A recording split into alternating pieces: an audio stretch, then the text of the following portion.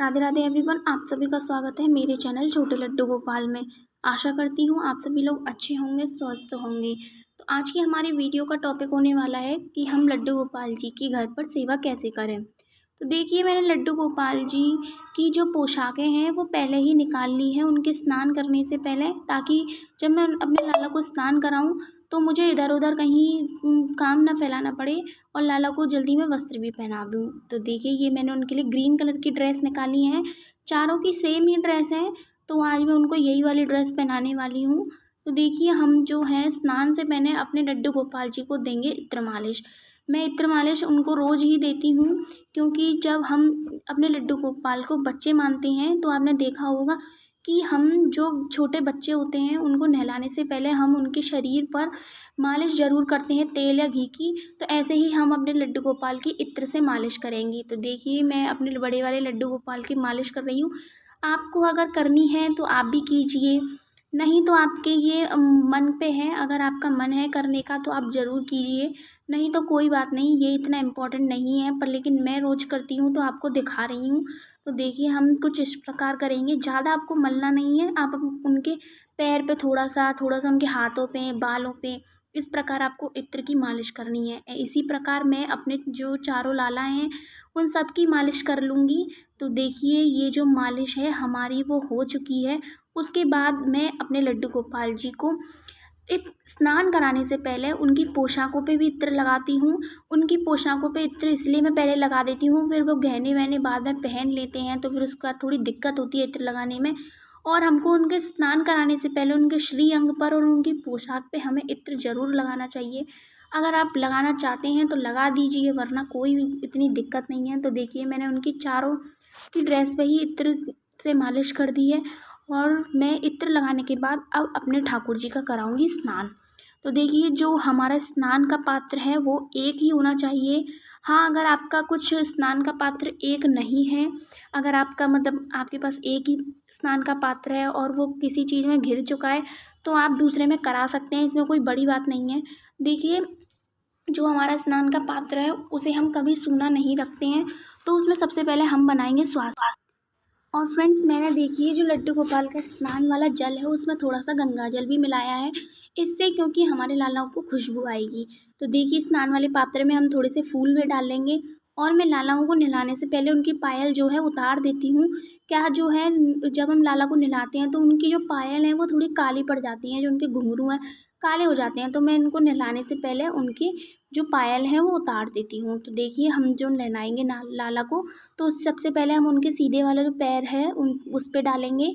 तो देखिए, हमें जो है जो नहलाने टाइम पे उसमें हमें जो अंगूठा होता है उसका हमें प्रयोग नहीं करना है। आप अपनी उंगली से हल्का हल्का थोड़ा सा लाला को रगड़ दीजिए।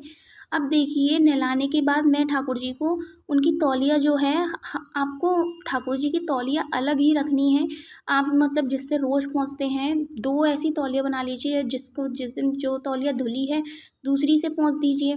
तो देखिए, मेरे लाला की ये तौलिया है, उससे मैं पोंछ दूँगी। आपको हल्के हल्के हाथों से लालाओं को पोंछना है, ताकि लाला के जो श्री अंग है उस पर कुछ भी वो ना लगे।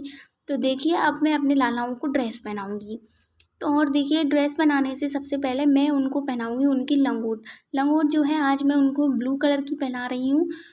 तो देखिए, मेरे लाला ने लंगोट पहन ली है। तो देखिए, मेरे लाला ने लंगोट पहन ली है। उसके बाद अब मैं अपने दूसरे वाले जो बड़े वाले लाला हैं उनको भी उनकी जो लंगोट है, निक्कर है, वो मैं उनको पहना दूँगी। उनकी ये जो निक्कर है वो पिंक कलर की है।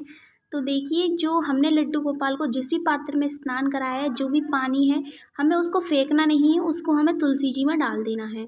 तो देखिए, हम अपने लालाओं का श्रृंगार करेंगे। वो सबसे पहले हम उनको पहनाएंगे उनकी ड्रेस, जो कि मैंने आपको बताई है वो ग्रीन कलर की है। तो देखिए, मैंने ड्रेस में आगे की साइड चोली है, पीछे की साइड उसमें गांठ बांध दीजिए। वैसे ही हल्की सी ड्रेस है, ज़्यादा भारी नहीं है, क्योंकि गर्मी है तो मैं अपने लालाओं को नेट की ड्रेस ही पहना रही हूँ अभी। तो देखिए, मैंने ये ड्रेस पहना दी है। आप प्लीज़ बताइएगा आपको ड्रेस कैसी लग रही है। फूली फूली ड्रेस है उनकी।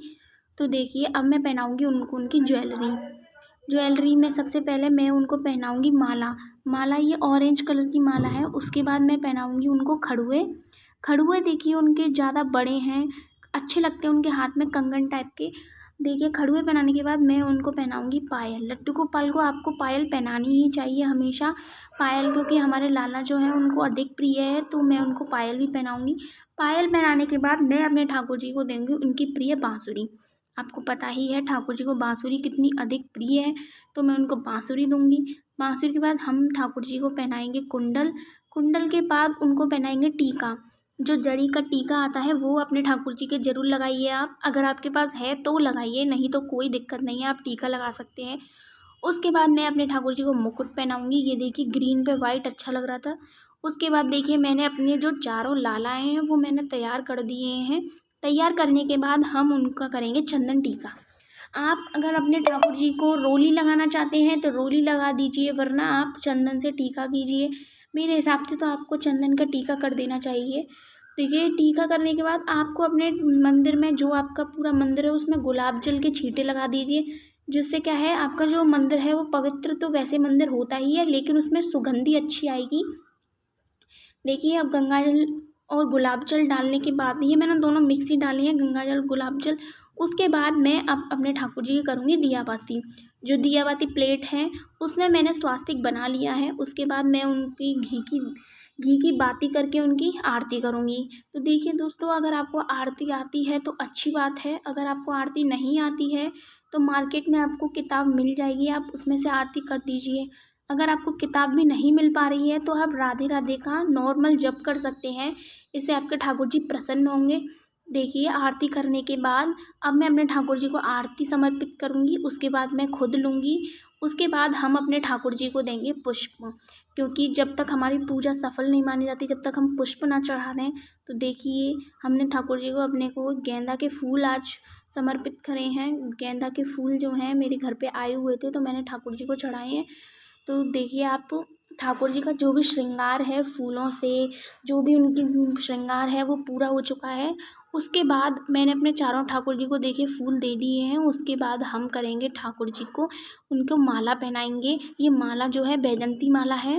जो बैजंती माला होती है काफ़ी अच्छी लगती है ठाकुर जी को, तो इसीलिए मैंने उनको बैजंती माला पहनाई है।